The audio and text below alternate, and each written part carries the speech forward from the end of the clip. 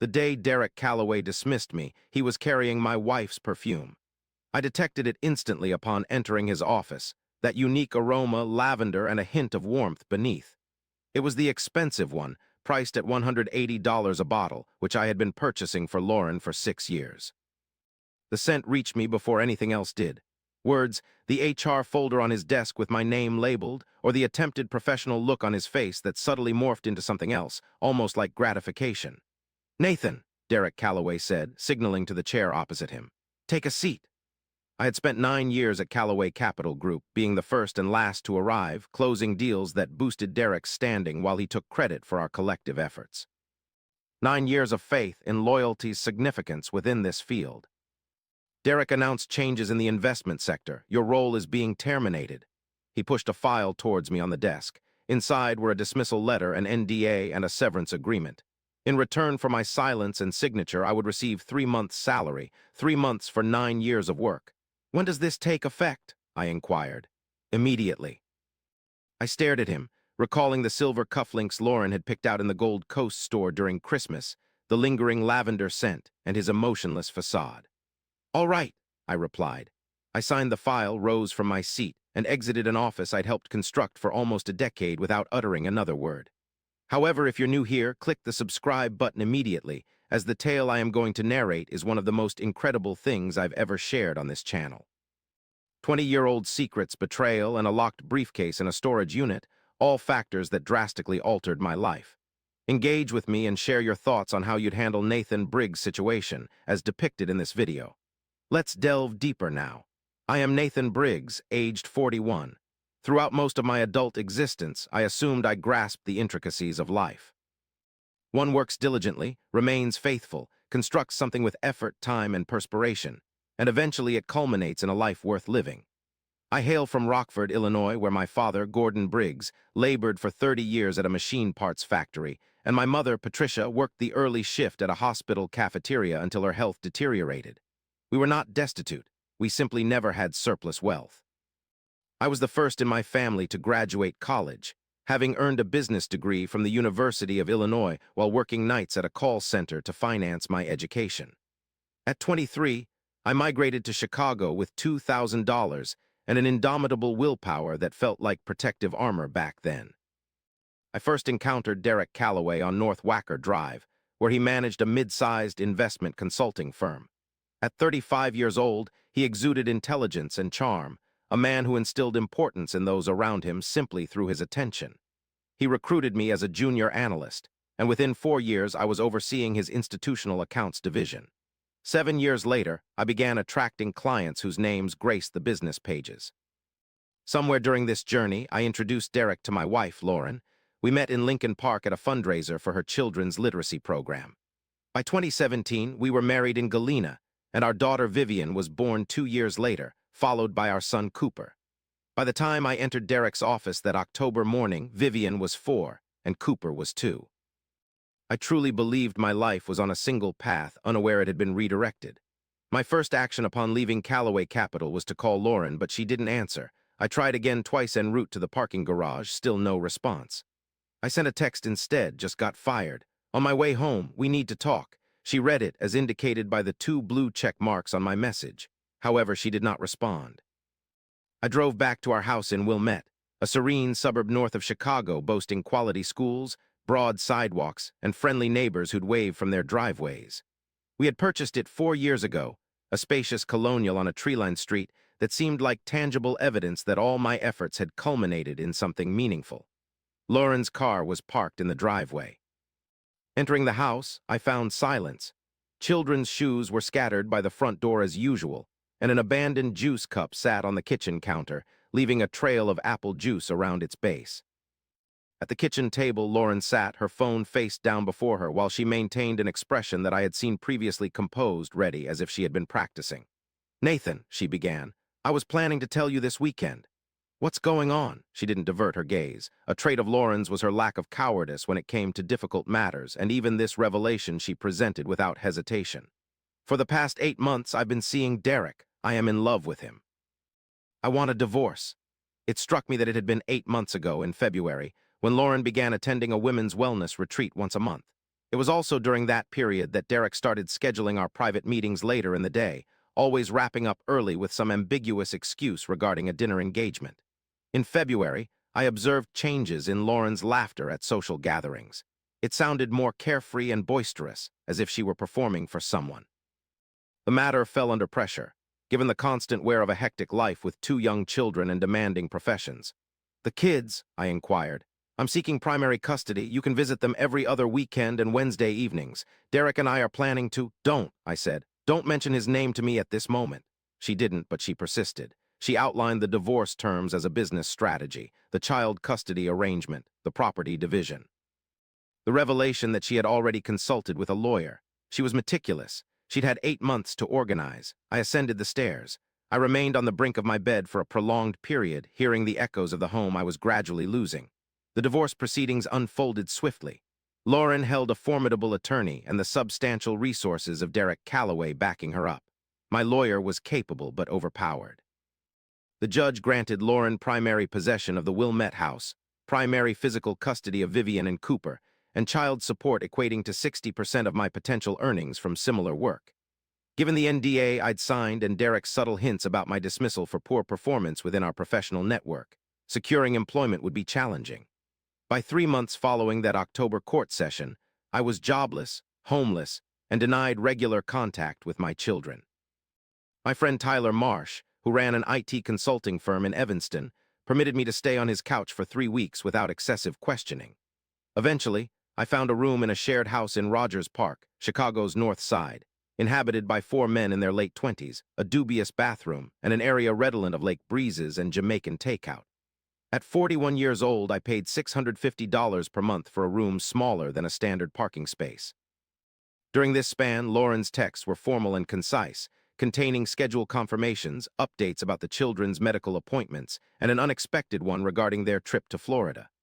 I received that last one in the Rogers Park kitchen, cradling a mug of chilled coffee, and I didn't respond for 2 days. Then, in January, 4 months after our separation, I got a text from an unknown number. It consisted of 9 words. "You'll die broke and lonely." "You deserve this, Nathan." I contemplated that message for a considerable period. Although uncertain about the sender, suspicions arose, but what remains vivid is the aftermath of my anger subsiding. And it did subside. What lingered instead was a quieter, more menacing sensation, a sense of detachment, the feeling of a man who has exhausted his possessions to lose. The sensation I would later realize was life's unexpected twist, as my father's younger brother, a mere 8 years older than me, Raymond Briggs, possessed an enigmatic presence. Twice a year he would arrive with a tan, intriguing tales that seemed too good to be true, and a gaze suggesting he saw more than met the eye. At 18, he abandoned Rockford for Western adventures in California, Nevada, Texas, Colorado. His life remained transient, his profession fluctuating between real estate and energy consulting, details he would evade when questioned. He never tied the knot or had any offspring. For my birthdays, he sent cards with $50 enclosed until I reached my 30s, later transitioning to calls. His untimely demise occurred in November of the year preceding my marital breakdown, a heart attack in his Scottsdale, Arizona rental house. At 55, he left us behind.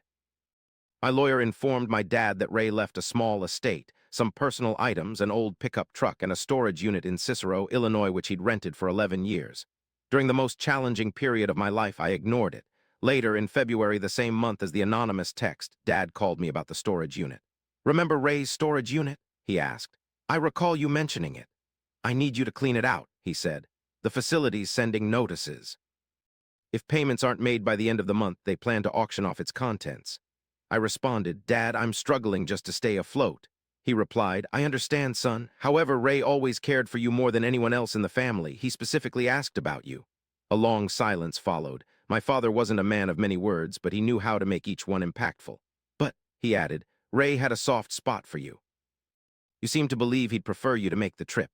The Midwest Storage Solutions facility on South Laramie Avenue, Cicero, resembled its purpose, a stretch of corrugated metal doors under fluorescent lights, an aroma of dust and aged cardboard, a security gate needing a code apparently provided by Raymond long ago, a code my father found written on a post-it note in his desk drawer.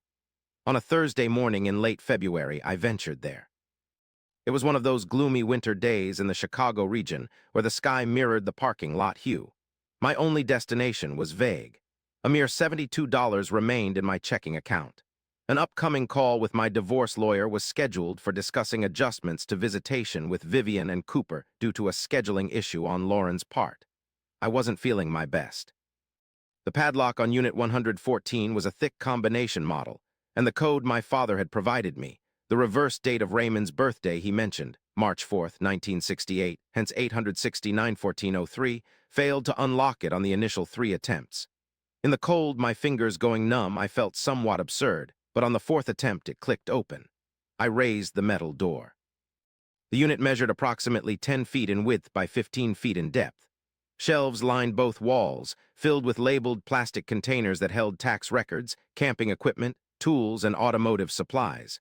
A rolled-up Turkish rug rested in one corner. Several cardboard boxes were piled up in the middle, marked with categories such as books and Miss Key Kitchen, as written by Raymond himself.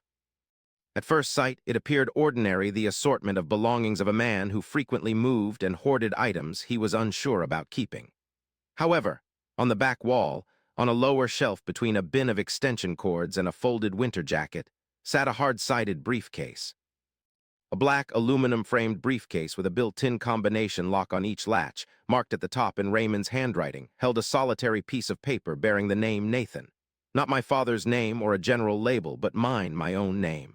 I stood there, scrutinizing it for a considerable duration. The chill from the concrete floor seeped up through my footwear. Each exhalation produced tiny clouds in the surrounding air. Then I decided to grasp it. The briefcase's combination was identical to that of our apartment lock, Raymond's birthday spelled backwards. This time they unlocked on the initial attempt. Inside, there was a padded compartment divided into 2 sections. On the left side, bundles of cash, hundreds of dollar bills bound together with paper currency bands from a Nevada bank, each band indicating $10,000. Without lifting them, I tallied 6 stacks, amounting to $60,000. On the right side, there was a manila envelope, a folded sheet of paper, and a round-trip airline ticket, the kind you can print at home.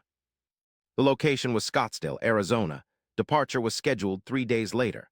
A crumpled note unfolded first, handwritten by Raymond, with slanting strokes and economy in his writing style, indicative of a hurried man who didn't squander time on unnecessary details. If you're reading this, Nathan, I am absent. This message serves as a contingency if an incident occurred before I could clarify matters personally. I owe you an explanation that I should have provided years ago, having waited for the opportune moment which unfortunately never came. Here is $60,000, travel funds and living expenses during this transition period. Don't overanalyze it, use it as required. The true account lies in Scottsdale. The address is enclosed within the envelope. Upon arrival, introduce yourself to a woman named Sandra Cole. She has been anticipating your presence in a roundabout sense for nearly 2 decades. Trust her to unveil what I could not. Everything that I constructed had a purpose. You will comprehend when you lay eyes on it. From a young age, Nathan, it was evident that you were destined for something substantial. I recognized this when you were 12, and you were the only one who posed a question I couldn't answer. I haven't forgotten that moment. Take the flight, go to the specified address, and heed Sandra's words. Sincerely, Raymond. As I sat on the floor of the storage unit, letter in hand, I reread it twice. The hum of fluorescent lights filled the air. Deeper within the facility, a metallic door echoed as it closed. An inheritance of $60,000, a plane ticket, and an address in Scottsdale were left to me by my deceased uncle, 14 months prior, hidden inside a briefcase stored in Cicero, Illinois. I glanced at my phone screen displaying the measly $72.18 in my checking account. Then I looked longingly at the 6 stacks of $100 bills. Next, I picked up the plane ticket. However, I must pause here as I anticipate some of you might be thinking the same thing. 45 minutes I spent on that chilly floor, contemplating where the money could have come from, something mysterious and unwanted. A prank by Raymond, I suspected. Yet amidst these thoughts, one idea persisted. Raymond was the only relative who truly understood me, not the sanitized version my parents boasted about, nor the image Derek Calloway had portrayed for 9 years. Instead, he saw a closer approximation of my true self. He waited in a manner peculiar to a deceased person, until I was at my lowest ebb. I mulled over Vivian and Cooper, remembering Cooper's grip on me when I tried to set him down, and Vivian, who had ceased asking why Daddy no longer lived with her because she understood the question brought sadness. I collected the money, letter, and ticket. In 3 days, I was on a plane to Scottsdale. The envelope's address directed me to a residential district in North Scottsdale, close to McCormick Ranch. It featured broad roads and low desert vegetation landscaping. Houses stood behind stucco walls with terracotta rooflines, avoiding an ostentatious Vegas appearance, instead embodying a discreet wealth. The identified house was expansive, sheltered within a gated property featuring a paved, circular driveway. Olive trees lined the boundary wall, and the area bore the quietude of sizable living space. I activated the intercom at the gate, prompting a woman's cautious voice. "Who is it?" Upon my response of Nathan Briggs, Raymond Briggs's nephew, I found a letter he left me with this address. There was a prolonged pause before her query. "When did you find the letter?" I responded. 3 days ago, and I arrived as soon as possible." Another pause ensued, followed by her instructions. "Approach the main door." The gate unlocked. 63-year-old Sandra Cole possessed silver-streaked dark hair pulled back, framing a face that had once been strikingly beautiful, but now carried an intriguing maturity from the challenges of life. Her demeanor was composed, watchful, a testament to someone who had faced tough choices and lived with their consequences. She wore a linen shirt and reading glasses perched atop her head, greeting me with the same cautious expression my uncle's letter had forewarned. As if she had been anticipating my arrival, yet not precisely in this manner. "You resemble him," she remarked, glancing at me through her eyes. "Others have said the same." She escorted me through a residence brimming with art, not for decorative purposes, but as expressions of profound meaning and origin. In a room opening to a courtyard adorned with a fountain, the characteristic illumination of Scottsdale in the afternoon, golden and slightly dramatic, bathed us. Without asking if I desired it, she poured coffee and seated herself opposite me. "Raymond mentioned if anything were to happen to him, you'd be informed at some point," she disclosed. "He specified that you'd locate the unit. As it turns out, he was usually right about such matters." "What was your relationship with Raymond?" "Business partner for 23 years, but before the business, he was the initial person to believe in my ability to construct something significant." Over the subsequent 3 hours, Sandra Cole's narration drastically altered my perspective on my uncle's life. It transpired that Raymond didn't leave Rockford at 18 out of fear or escape, as our family had presumed, but rather to pursue a specific endeavor. He encountered Sandra in Las Vegas in 1993 when she was a 27-year-old commercial property analyst, and he, being a 25-year-old without formal qualifications, possessed an exceptional knack for discovering underpriced land. For 2 decades, they had collaboratively established a private real estate firm named Clearwater Land Partners, which was neither showy nor public and didn't grace the pages of business publications. Instead, it was the kind of company that acquired large plots of land in areas slated for development a decade before such development occurred, held them patiently, and sold at opportune times. They had executed this strategy multiple times in Nevada, Arizona, Colorado, New Mexico, and other unnoticed regions until they were. Raymond never sought recognition, Sandra mentioned. He expressly wanted his family to remain ignorant of the scope of it all. He stated that wealthy relatives often destroy families. When I inquired about the magnitude, she placed her coffee mug down. After the sale of Maricopa County Holdings last year, Clearwater Land Partners' current portfolio has a net asset value of roughly $112 million. The number and its constituent words were comprehended individually. Raymond's ownership share totaled 43%, Sandra explained. He amended his will 18 months prior to his death, and all of his stake was bequeathed to you, Nathan. We had been in an illicit holding pattern, waiting for your arrival because Raymond's directives mandated that the beneficiary must personally show up after discovering a letter before any transfer could begin. In a sunlit room in Scottsdale, with a fountain softly bubbling in the courtyard, I grappled with the realization that my uncle, the man who sent $50 birthday cards and occasionally dropped by with a tan and obscure tales, had been accumulating wealth for 2 decades without disclosing it, and surprisingly decided to bestow it upon me. "Why me?" I wondered. He felt you were the only one who would know how to manage it instead of squandering it and use it to grow. He predicted that the rest of the family would initially be comfortable before facing ruin within 4 years.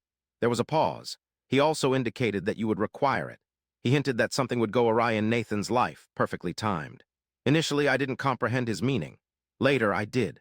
Raymond, with his uncanny insight, seemed to have foreseen or intuited that the structures of my life were precarious and could crumble. He ensured there would be a safety net when they did. I kept it to myself at first. I didn't tell Tyler, my parents, or Lauren. Instead, I returned to Chicago, retreated to my Rogers Park bedroom, and spent 3 days contemplating. The first realization that emerged was that wealth doesn't inherently heal what is fractured. With nearly $50 million on the way, my children were still sleeping in a house I no longer inhabited, being taken to Florida by the man who dismantled my marriage. The second realization I had was that my next actions would shape a significant portion of my life. I had choices ranging from trivial to devastating. Being human, I'd endured humiliations that ran deep. Yet I found myself drawn back to Vivian and Cooper, gripping my collar each time. Everything I did afterward, I did with them as my anchor. The first call I made was to a family law attorney in Chicago, not the one I had used during the divorce, but from a renowned firm, one of the city's top practices that I couldn't previously afford, a woman named Jennifer Hartwell, known for her meticulousness and slightly intimidating demeanor. I explained my predicament to her in full. She listened quietly for a moment. Then she asked about the custody arrangement. Had it been agreed upon during mediation or ordered by a judge? It had technically been agreed upon, but under conditions where my financial standing made fighting for more extremely challenging. However, circumstances have now changed, yes. In Illinois, alterations in circumstances justify custody modification. If you can prove steady accommodation, financial security, and a genuine capacity to offer a primary residence for your children, filing for modification is justified. On the following Saturday, I drove to Wilmette for my routine visit with Vivian and Cooper. Cooper had recently received a haircut that made him seem suddenly, painfully older. Vivian had learned a knock-knock joke at preschool and told it to me repeatedly, each time with equal delight. I spent a long while hugging both of them before I left. Within 60 days, I bought a 4-bedroom house in Evanston, Illinois, just 3 miles from the Wilmette residence in the same school district, close enough so the children's routines wouldn't need to change drastically. The purchase was cash, without mortgage or conditions. Tyler helped me decorate it over the weekend. He kept glancing around the rooms, trying to hide his feelings. "Raymond," I stated, as he was already informed of the main details. "Raymond," he echoed then, "your Uncle Nathan had secret wealth for 20 years and didn't disclose it. He sent $50 birthday cards." Tyler collapsed onto the bare living room floor in laughter, his eyes filling with tears. I can't say the custody modification process was straightforward. It involved 3 distinct hearings and a thorough evaluation by a guardian ad litem. Lauren contested that the modification was financially driven, suggesting I was leveraging a sudden wealth influx to alter an arrangement that had been functioning well.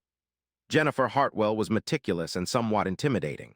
She painted a clear image of a father who consistently kept scheduled visits, even in challenging personal situations, and now had both financial security and the genuine intention to be a constant, daily presence in his children's lives.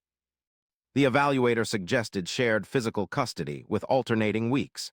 The judge concurred. On the day I introduced Vivian and Cooper to the Evanston house for the first time, their rooms were already prepared. Vivian's contained a purple lamp she had requested, while Cooper's boasted a train track that dominated his floor space. As Vivian entered through the front door, she looked around cautiously before turning to me. "Daddy," she asked, "is this your house?" To which I replied, "It's our home when you're with me." She acknowledged this, then proceeded. "Does it have a backyard?" I confirmed, "Yes, it has a large backyard." Satisfied with my answer, she headed towards the kitchen in search of the back door, demonstrating the determined resolve of a 4-year-old who had made up her mind. Standing in my entrance hall, I couldn't hold back tears. People often wonder, what became of Derek? In truth, not as much as you might think. Transferring the estate of Raymond necessitated legalizing company assets, financial declarations, extensive documentation, the kind of paper trail noticed in niche professional circles like Chicago's investment community. News circulated without my intervention. Instead, I focused on construction. Briggs Capital Ventures, situated on North Michigan Avenue, adopted the same strategy as Raymond, investing in undervalued land for future development. Sandra Cole was brought on as a senior advisor, while Tyler managed operations. Within 18 months, 3 major properties in Phoenix's vicinity, an acquisition in Texas Hill Country north of Austin, and a mixed-use development near Chicago's South Side in the Rogers Park adjacent neighborhood where I had rented a $650 room, were secured. This venture created 80 construction jobs and revitalized a commercial block empty for over a decade. During this period, thoughts of Raymond often crossed my mind. Over 2 years, Derek Calloway's company faced substantial client loss as reported by the business media. By then, Calloway Capital Group had apparently been acquired in a troubled transaction. Lauren and I maintain a functional co-parenting relationship, not friendship. Vivian and Cooper seamlessly transitioned between our homes, embodying children who feel loved in both environments, which is what truly matters. Last May, Vivian celebrated her 7th birthday at my Evanston backyard with the spacious lawn she'd approved on her first visit. The party took place on a Saturday afternoon in spring, featuring paper lanterns hanging from trees and a cake with 7 candles, all enjoyed by her school friends playing in the sprinklers, creating a scene reminiscent of a movie about such gatherings. I stood at the yard's edge watching the scene unfold, with Tyler beside me also observing. "Your uncle was aware," he said. "He knew something," I replied. I pondered on Raymond, his tanned complexion, the hazy narratives, our twice-yearly meetings, the $50 cards, the 23 years spent meticulously constructing in Nevada, Arizona, and Colorado, a construction he'd never reaped the benefits of himself. I recalled the briefcase labeled with my name, the $60,000 he referred to as travel money, reminiscent of a traveler preparing a meal before embarking on a journey. I was reminded of my father's voice on the phone in February, saying, "Of all the family, you were the one Raymond asked about." Raymond had discovered something within me that I couldn't perceive from within my lived experiences. He waited for the moment when I'd be divested of everything concealing it, and then he left me exactly what I required, not for comfort, but for construction. "He knew," I said. Vivian dashed toward me in the yard, her feet wet and a piece of cake protruding precariously as she approached. "Dad, there's some left you need to eat before it disappears entirely," she implored. I managed to grab her just as we met, one arm shielding her, the cake miraculously surviving. "How much is remaining?" she replied. "Some," a truthful answer from a 7-year-old who has had more than her fair share. I took a bite of the cake. The briefcase now resides in my home office on a shelf within my line of sight while working. Inside it, there's a letter, my father's combination lock code scribbled on a post-it note, and the stub from the Scottsdale flight ticket. At times, I ponder about what my uncle might have known about life that I am yet to grasp, that our certainties often precede changes, that when loss arrives, it may serve as a clearing rather than mere destruction. At times, those who love us deeply aren't fully valued until they're absent. Raymond Briggs, contrary to popular assumption of wealth from a herd number, amassed riches in a significant manner. He accrued wealth gradually, steadily, unobserved by many, constructing something one piece at a time with a definitive goal. The goal was me, though I was oblivious to it. Yet he knew, and when everything I'd constructed on others' bases eventually crumbled, he ensured the foundation remained firm.